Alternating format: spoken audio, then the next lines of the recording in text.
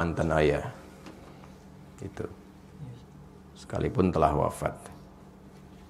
Bahkan banyak kisah di dalam Al-Quran, dari perbedaan keyakinan pun sosok-sosok Nabi terekam dalam sejarah. Untuk keluarga terdekat itu sosok-sosok orang soleh masih mendoakannya ya. Kita tidak tahu hikmah apa yang ditetapkan oleh Allah dalam kehidupan kita, karena itu sesuatu yang kita akan dapatkan di masa depan.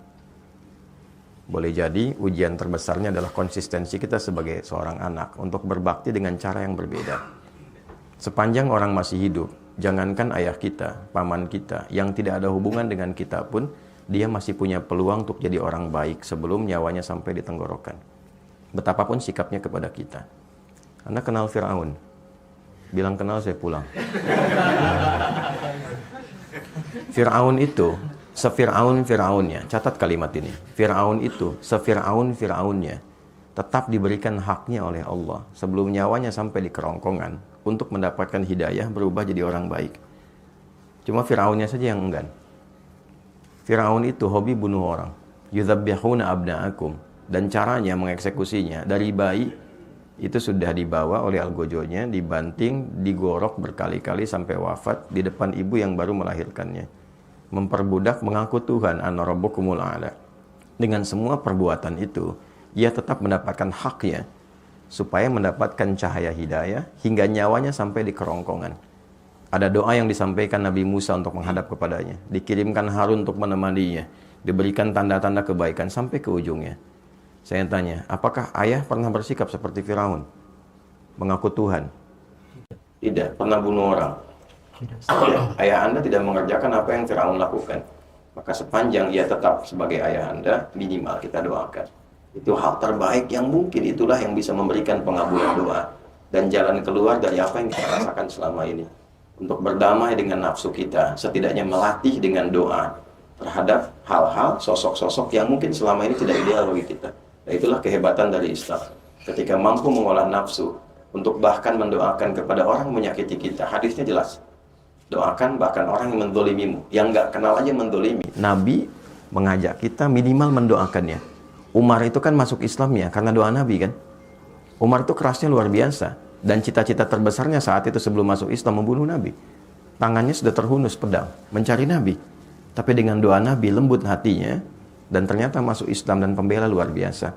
Sepanjang Anda masih hidup, ayah Anda hidup ataupun telah wafat, ya masih punya kita satu kewajiban minimal dengan doa. Kalau Anda bisa menaklukkan keadaan diri kita itu, nanti penaklukan terhadap nafsu yang paling tinggi itu akan berpengaruh kepada nafsu yang lainnya. Untuk bisa mengendalikan hal terakhir yang mungkin tadi Anda katakan. Itu satu terkait dengan ayah. Yang kedua terkait dengan ibu. Kemuliaannya bahkan 3 kali disebutkan dalam hadis. Menjadi pembuka dalam ayat yang ibu disebutkan, ayah tadi disebutkan. Wassaynal insana biwalidayhi hamalathu ummuh. Abunya nggak disebutkan.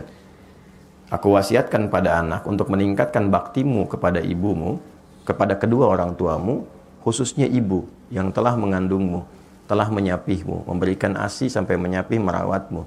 Maksud saya apa? Kecintaan Anda kepada ibu untuk berangkat bekerja, jangan menghilangkan niat baktimu kepada ibundamu. Paham ya maksudnya? Oke. Kalau paham maksudnya begini, berangkat itu bukan sekedar cari uang untuk ibu. Karena hakikatnya orang tua itu tidak bahagia dengan pemberian uang.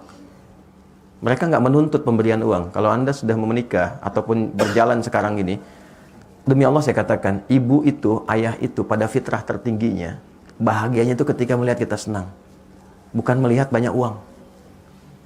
Dengar aja kamu sehat, telepon, sehat mah, senang, itu bahagia dan luar biasa. Itu. Dan tidak menuntut balas untuk diberikan imbalan dunia. Dan lebih berbahagia ketika engkau mampu mengatakan kalimat yang baik, berbakti yang baik, mengenal engkau jadi orang baik, membawa nilai-nilai kebaikan. Maksudnya apa? Ketika berangkat ke sini Anda lakukan karena ibu, bukan hanya mencari uang materi yang Anda bisa lihat dengan kebahagiaan materi, tapi jaga amanat-amanat ibu yang baik di situ. Jadi anak yang baik, jaga amanatnya, jaga perilakunya, dan niatkan kepada Allah untuk membahagiakan ibu. Itulah yang saya lakukan sejak saya belajar. Mencari cahaya untuk kesendirian ayah di alam kuburnya, mencari kebaikan yang bisa membahagiakan ibu selama hidupnya. Dan itu yang diberikan oleh Allah pada kami saat ini. Jadi kalau Anda lihat saya seperti sekarang, Itu karena cinta saya kepada ibu, sayang saya kepada ayah. Saya bisa menghafal Quran itu, memegang mushaf yang ditinggalkan ayah, menghadap ke kiblat dan berdoa. Ya Allah, saya nggak bisa berbuat baik dalam kehidupan ayah yang hadir di samping saya. Karena dia telah tiada. Berikan saya kesempatan menerangi cahaya di alam kubur dari setiap huruf Al-Quran yang saya bacakan ini. Sampai sekarang saya jaga. Ya Allah, mohon berikan kesempatan membahagiakan ibu. Dari niat saya belajar yang menghasilkan sesuatu untuk menggembirakan ibunda saya. Jadi saya belajar itu karena ibu, karena ayah. Tapi cara kita belajar karena ibu, maka kita menjaga sikap. Maka ketika lahir dorongan untuk hasrat yang tidak bagus itu klaster ketiga, maka coba gambarkan, kalau ibu saya tahu saya begini, kira-kira saya nyaman atau tidak? Ibu senang atau tidak? Maka berdamailah dengan klaster pertama, itu akan membantu Anda untuk mengendalikan pada masalah yang ketiga. Bawalah amanat ibu pada bagian kedua, maka itu menjaga Anda cara bekerja dengan cara yang baik, dan bisa mengondisikan hasrat Anda dengan cara yang baik. Dan yang ketiga, sebelum sampai kepada bab nikah, sebetulnya ada bab siam, ada bab puasa. Ya ma'syarasy syabab, man istata'a minkumul ba'ata falyatazawwaj, fa in lam yastati' fa 'alaihi bis-siyam. Duhai para pemuda, para pemudi, jika tiba muncul puncak hasratmu secara biologis yang tidak mudah mengendalikannya, Nabi sudah antisipasi itu 15 abad lalu. Maka berusahalah untuk menikah. Kalaupun belum ada kemampuan untuk itu, bukan hanya kemampuan material, ya, kemampuan emosional, kemampuan memanage waktu dan seterusnya, maka fa'alaihi bisyam, paksakan dirimu untuk melatih puasa.